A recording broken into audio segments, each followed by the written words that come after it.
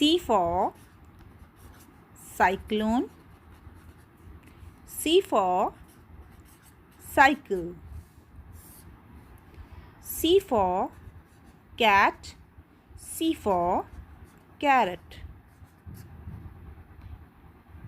Here C for cyclone and C for cycle, and here it is C for cat and C for carrot.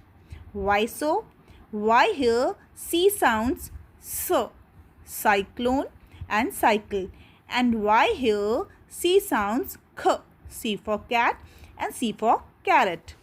Let me tell you, whenever C comes with A, O and U, it sounds K. And whenever C comes with letter I, E and Y, it sounds S.